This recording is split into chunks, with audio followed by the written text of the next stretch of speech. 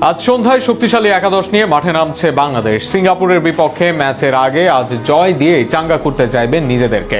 টাইগারদের প্রস্তুতি আছে 16 আনা। ম্যাচে খেলবেন হামজা, জামাল, ফাহমিদুলরা। সেক্ষেত্রে আজ বাংলাদেশের সম্ভাব্য একাদশ ও ম্যাচ নিয়ে খুঁটিনাটি থাকছে প্রতিবেদনে। অপেক্ষা শেষ। আজ বহুল প্রতীক্ষিত ম্যাচে বাংলাদেশ জাতীয় স্টেডিয়ামে মাঠে নামছে বাংলাদেশ ফুটবল দল।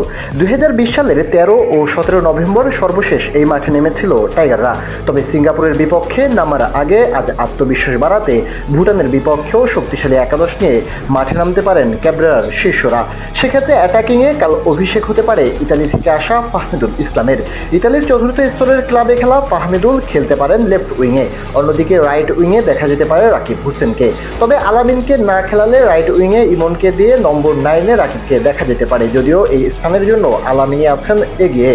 সুমিত সোম না আসলেও দুর্দান্ত মিডফিল্ড নিয়ে মাঠে নামার সুযোগ পাচ্ছে বাংলাদেশ। ইতিমধ্যে দলের সাথে যুক্ত হয়েছে হামজা চৌধুরী। হামজা চৌধুরীকে সেন্টার মিডে দিয়ে এক পাশে খেলতে পারেন মুরসালিন অথবা কাজিম শাহ, অন্য পাশে হৃদয় কিংবা জামাল প্রিয়া থাকবেন একাদশে। তবে মিডের জন্য সবচেয়ে এগিয়ে আছেন হামজা, হৃদয়, জামাল ত্রয়ী। এই ত্রয়ী মিডফিল্ডে খেলতে ডিফেন্সে দেখা যেতে পারে ইসা ফয়সালকে। লেফট ব্যাকে খেলবেন তিনি, সেখানে সুযোগের অপেক্ষায় থাকবেন অভিজ্ঞ সাদউদ্দিন। তবে সাদের ছোট ভাই তাজ উদ্দিনকে রাইট ব্যাকে দেখা অনেকটাই নিশ্চিত।